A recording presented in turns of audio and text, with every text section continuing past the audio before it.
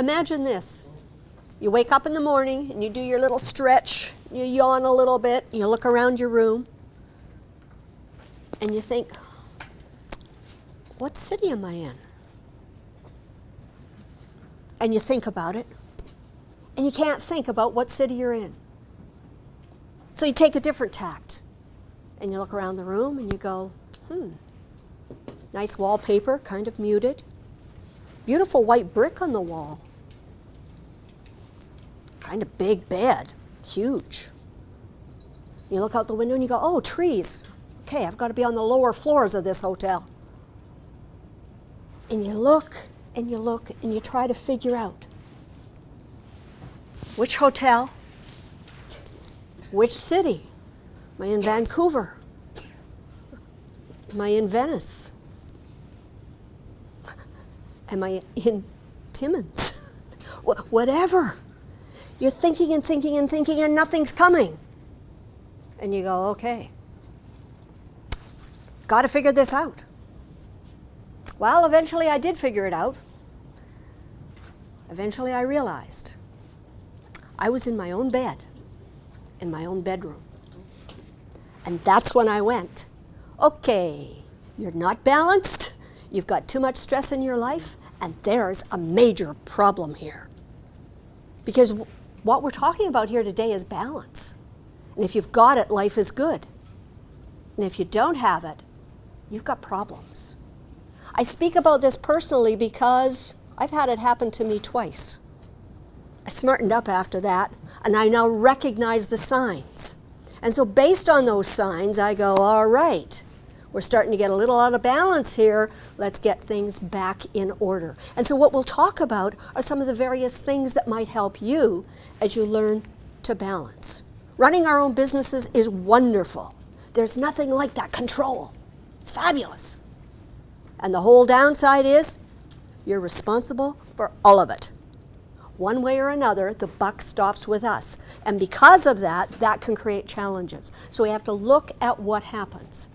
This beautiful picture, snapped it actually in Wascana Park.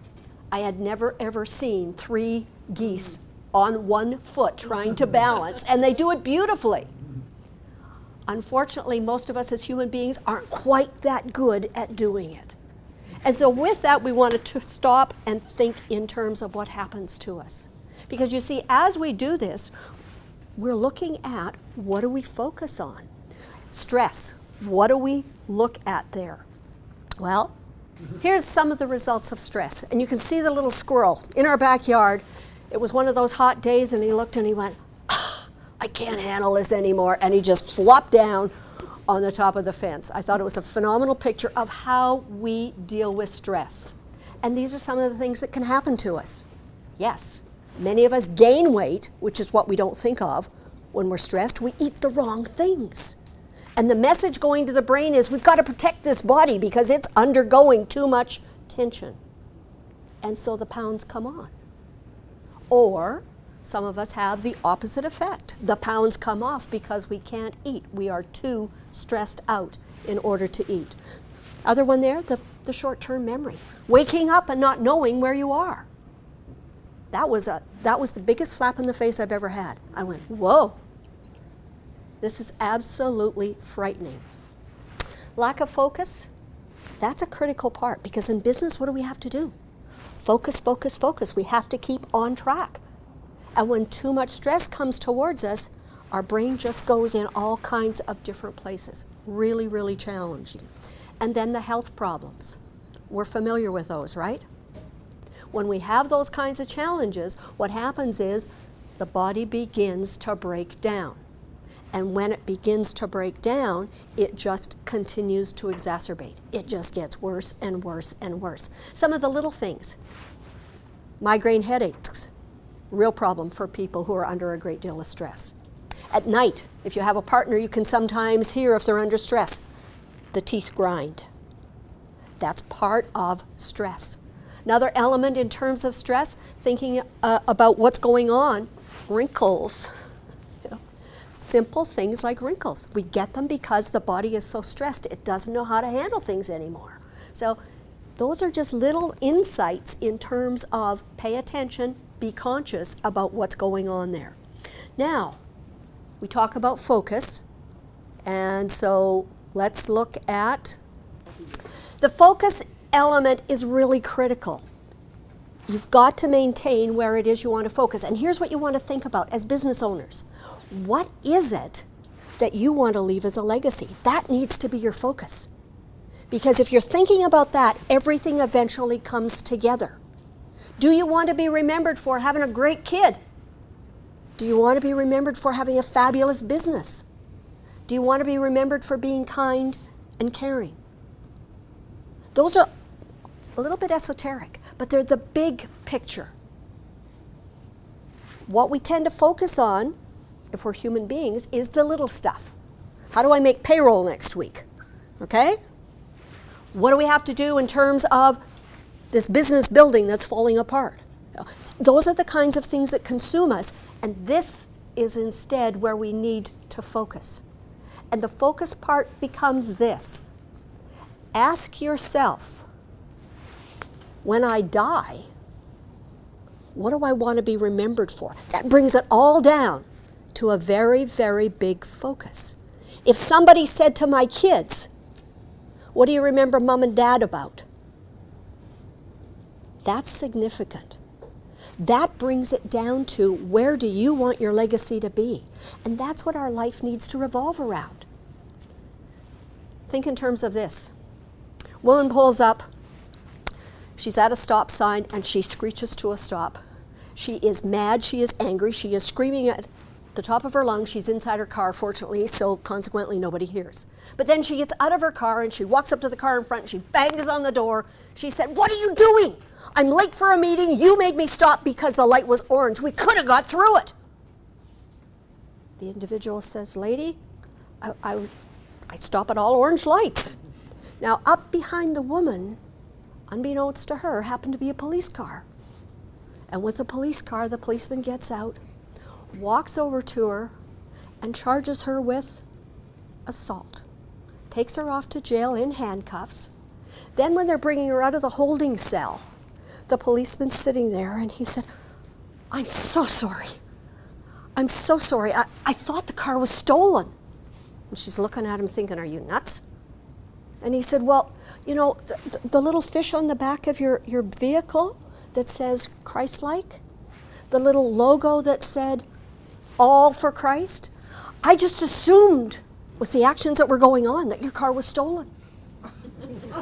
Here's the reality.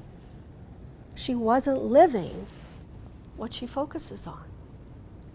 What are you doing? What are you thinking? And how are you acting in terms of that? Because your mind and your body need to come together. That's part of balance. Knowing who you are and knowing how you act in the various kinds of situations. That's what you will be remembered for. So I have here a little pin, this one that's up here. Anybody that would like one afterwards? The whole idea with this is the pearl. We have shells. And inside that shell gets this irritant, right? And as that irritant becomes more and more irritating, the little shell says, "Well, let's make it better." And it coats it. And the next time it feels uncomfortable, it coats it again until you get that beautiful shell. You get that beautiful, beautiful pearl inside it. Now here's the thing to remember. All these horrible things that happen to us, yes, they cause stress. And they are what makes us who we are.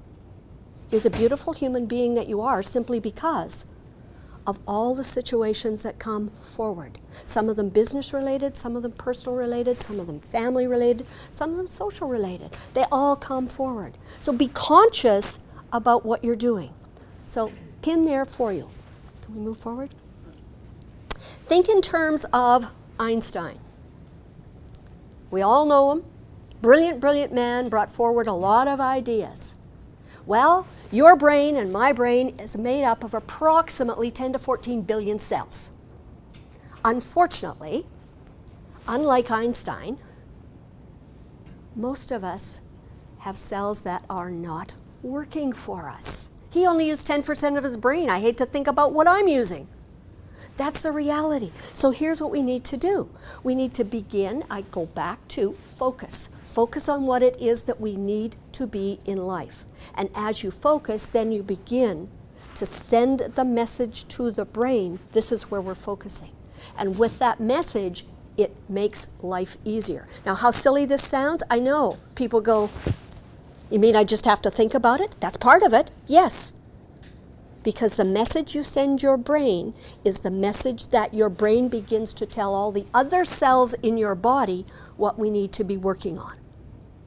And that sounds, I know, really weird. But here's an interesting thing. If you deal with a naturopath, one of our naturopaths says to us, hey, here's the reality. Every time you are awake, you are sending messages to your brain, and it even happens when you're sleeping. The more you do, the more active you are, etc., and this is the element about it, the more valuable the messages that your brain is sending to your cells. Let's make good cells. This is a person who is a go-getter. They are on the go, they are doing things, and they are focused. When we sit and be sedentary, when we choose not to think, when we choose to just let all of it go, then the brain says this person's getting ready to die. No sense in making good cells. They don't need them. And so we are our own best enemy and our own worst enemy. Put them all together and we've got who we are as human beings. So looking at this, prioritize. Always think in terms of what's important for you. Now, Phil Simchuk and I talk a fair amount, and we have a disagreement. I believe that one of the things in terms of prioritizing is to have a to-do list. I have one at home, and I have one at work. And I always suggest you have up to 7 things on it. Phil says, no, brain can't handle that. You only have 3. Well, human beings tend to be able to handle, from my perspective, 7. You can take Phil's suggestion of 3. I don't care which you take, just take 1. It's important. You need to prioritize. What do I need to do today? But here's the key part. You have to make sure your priorities attach to your vision as well as to the day-to-day. So one of the key things here in terms of making priorities is always think in terms of what's one significant thing that I can do today towards my legacy, towards my vision of who I am as a human being. One significant thing. And it doesn't have to be major. Anybody got teenagers? Mm-hmm. Well, when our kids were younger, we would go downtown as a family, and I have a vision for me in terms of my legacy, and that is that I care about people. Every time I walk down a street, a corridor, whatever, if I see people coming, I smile and I say hello, hi, whatever is appropriate at the moment. And our teenagers would go, you are just so embarrassing. Do you have to say hello to everybody? Yeah, I do. How many people do we meet in a day who've never had the opportunity to see one human being say one thing to them? We've got a population that's aging. Many, many, many older people have no contact at all through a day. My little thing for me is I want them to know that somebody cares. So whether they're 2 or whether they're 102, I don't care. But that's me. What's your vision, and what are you doing every day to get towards that vision? Absolutely critical in terms of this. With this, take time. Take time for you. It's critical. This is my backyard. I love it. Not everybody likes what I like, and that's okay. What do you like? You need to be able to take time. Is it reading? Put on your to-do list. Read 10 minutes a day. Read an hour a day if you have that kind of time. Is it walking? Is it being outdoors? Now, one of the things in terms of balancing life today, there's more and more research being done into being physically outdoors, physically feeling grass, physically feeling the mud. You know, when you were a little kid, you probably ate it. But now we tend not to do that. But having those environments where you can actually be close to nature, they're saying for us is phenomenal in terms of connecting with the brain and calming us down, giving us that energy that keeps us going. Now, the other thing here in terms of this, you'll hear it all over the place today. What are you eating? It's talking back here. Growing kamut. I didn't say it right. Kamut.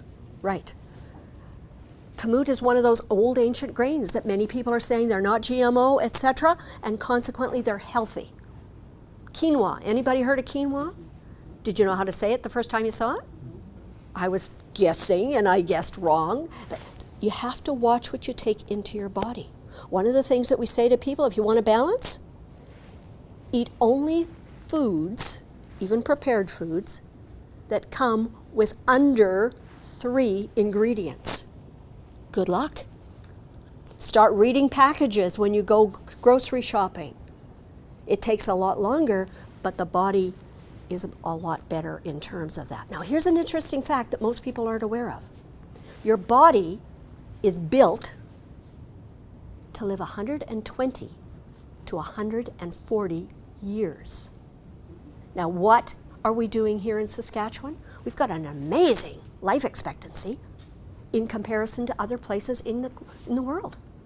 I mean, the average here for males is 79. The average here for females is 82. And yet we could live so much longer. And if you're in business, how long do you want to work?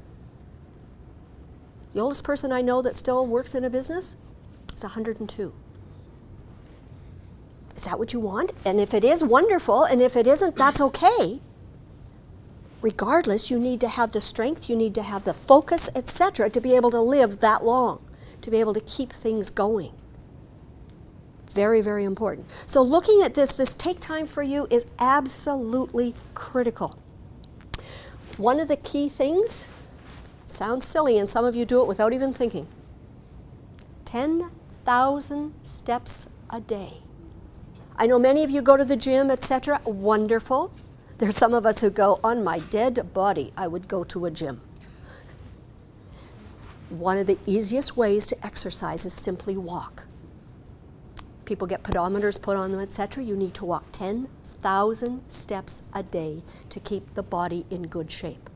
And that sounds, you're going, oh, that's a lot. If you walk around your block, you're walking in the vicinity of 1,000 to 1,500 steps. I've tested my steps to the photocopier. It takes 40 steps for me to get to the photocopier and 40 back. That's 100 and what? 40 and 40, 108, 180? No, 80. 80 steps. My math is really good. 80 steps, that's it. So how many times do I have to do that to get up to 1,000?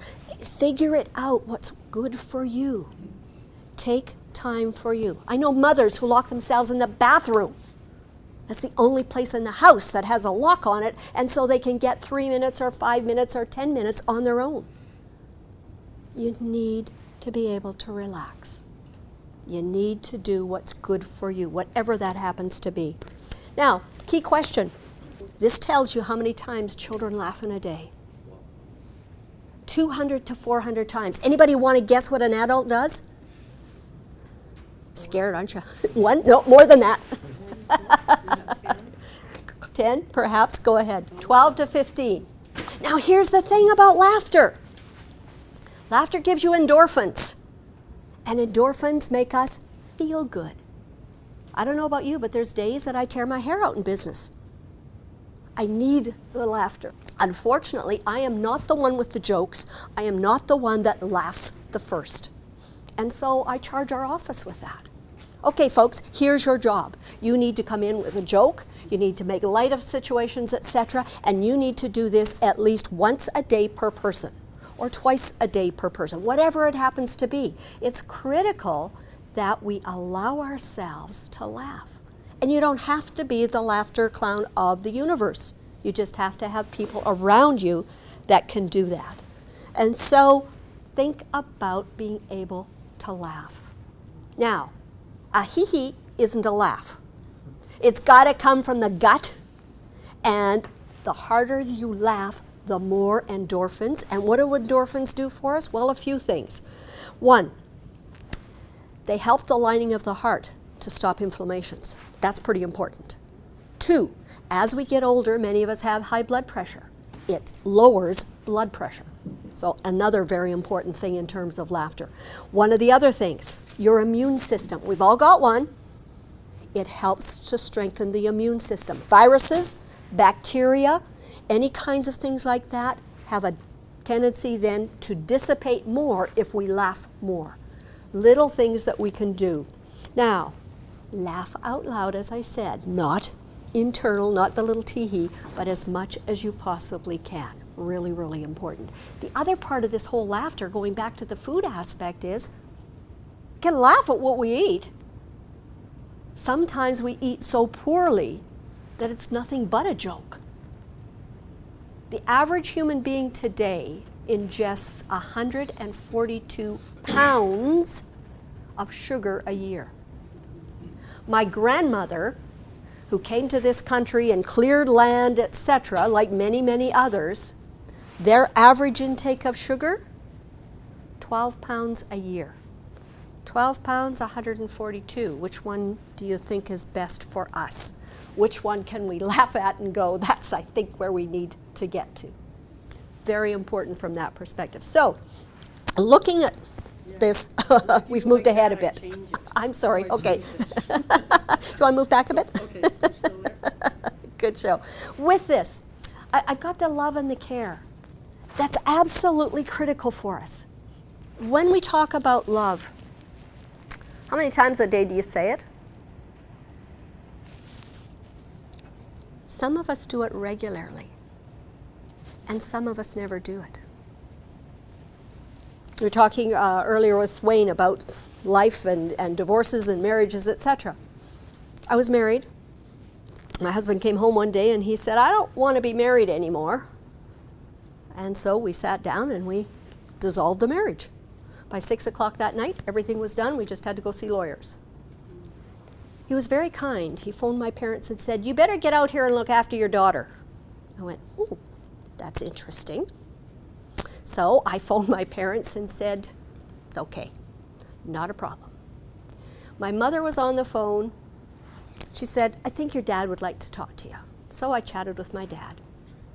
And as I was chatting with my dad, I said to him, love you, Dad. And he said, I love you too. Now, as parents today, we say that a lot to our kids. I want to tell you, I was in my 30s, and that was the first time in my life my father had ever said, I love you. I've never forgotten it. From that day forward, every time I talked to my dad, I ended my conversation with, I love you. And what did my father say? I love you too. I wish. That was the one and only time my father ever said, I love you. What his next responses was, or, yeah, me too. There's nothing wrong with that. I knew he loved me. I knew he cared about me. Times are different today. Today people are much more stressed, and the words I love you help people to come down and balance out. Say it as much as you can. It's a tough one to say to our staff, but it's an okay one to say to the people that we love and care about at home.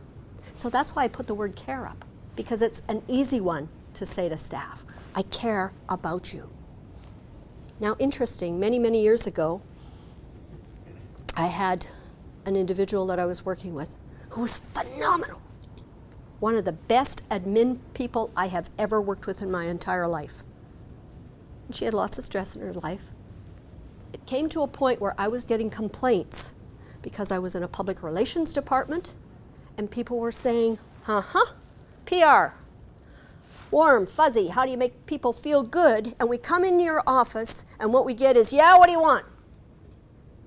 No smile, no caring. I took her aside and I said, we have a bit of a challenge here. So we have to do something about this.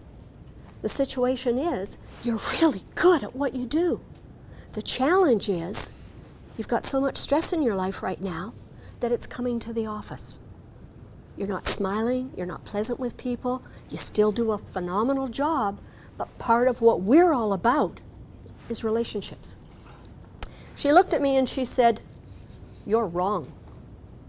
Nobody has ever said that to me before." And I said to her, maybe nobody else cared enough to say it to you before. That's one of the things that we need to do as employers, as bosses. We need to let people know how much we care. And sometimes it's the words that make the difference. We need to say to people, "I care." Because when people know you care, they can accept some of the things that cause them to be better balanced instead of more stress in their lives as well. Many of you, because you belong to this organization, are in this business with your spouse. How often do you say, "I love you" to your spouse? How often do you say, "I care" to your spouse? Oftentimes that gets set aside because we're dealing with some of the things that are going on in business right now, and we forget those other parts that help somebody else's blood pressure come down, help somebody else even out themselves so they can cope with situations. All kinds of things that we want to be thinking about. All right. With this, just before we go on, interesting. One of the things that I do in my life is I kiss my husband goodbye every morning as I'm going up. I'm the morning person, he's the night person. So I'm always on tap before he is. Now let me tell you, kissing somebody else does not sound like a very big, pardon me, a big important thing to do. It's critical. Kissing other individuals, as opposed to your cat and dog, makes their life better. And they don't even have to be awake to know it's happened. So that's important. Kiss those people that you care and love about. It helps your blood pressure come down, and it helps your day go better. So think about those things that make a difference. Now, one of the other things here I want to talk about is, and I love this, isn't this wonderful? Can you read it? Pay it forward, you bet. In terms of us as human beings, another way to balance. Do something nice for somebody else. Now, it's not considered pay it forward when we put our names out there. It's considered pay it forward when it's anonymous, when it's done because you want life better for somebody else. You heard just lately in Looseland, the Golden Restaurant, the Golden Pearl Restaurant. Somebody walked through the door, put down $1,000 and said, pay for every cup of coffee, every meal, etc. until this $1,000 runs out. Now, I haven't got $1,000 to do that, but the idea is wonderful. I have pulled up at Tim Hortons, and I have had somebody say, well, your coffee's free today. Wonderful. The person ahead had paid for it. I have been in line at Safeways. You get little chits about $10 off your next whatever. And somebody said, I'll never use that. Give it to the next person. Those are things that make life better for others, but they also make life better for you. Because when you do things that causes the pay it back and pay it forward, life gets a lot better. And you can do those kinds of things easily. It doesn't take money to balance your life. It takes mind and it takes effort. And the two go hand in hand in terms of that. So when you look at these things, think about this. What you want to do, you want to live with more energy. You want to live with more fun. You want to live with more sleep. I mean, when we look after ourselves, it's just like the airlines, right? You don't put your face mask on your child until you put it on yourself first. Look after your health, look after your brain, your focus, etc., and all the others will come. And with that, be kind. Be kind to you, which makes us more kind to others, and think in terms of never ever getting to the state that I ended up in with not even knowing that I was sleeping in my own bed. You don't need that. Based on that, I've got a book, and I have one here for anybody that would like it. Just come and see me. So we've got a pin here and a book here. It's called Unstoppable. How do you maintain your life, and how do you keep moving forward? Because each and every one of us can be and is unstoppable until we decide to do something different. And it is decisions. It may be unconscious decisions, but those unconscious decisions come from how we choose